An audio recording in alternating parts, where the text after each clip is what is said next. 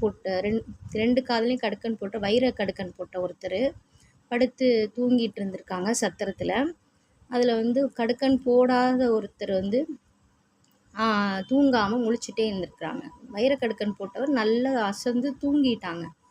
தூங்கினதுக்கப்புறம் இந்த கடுக்கன் போடாதவங்க என்ன பண்ணிட்டாங்கன்னா, அவங்க வந்து வலது காதில் போட்டிருக்க கடுக்கனை கழட்டி அவங்க இடது காதில் போட்டுக்கிட்டாங்க. இந்த கடுக்கன் போட்டிருந்தவங்க வந்து முழிச்சு பார்த்துட்டு, என்னோட கடுக்கனை காணோம் அப்படின்னு சொல்லிட்டு, நீ தான் எடுத்திருக்க திருட்டு பயலுன்னு சொல்லி திட்டுறாங்க.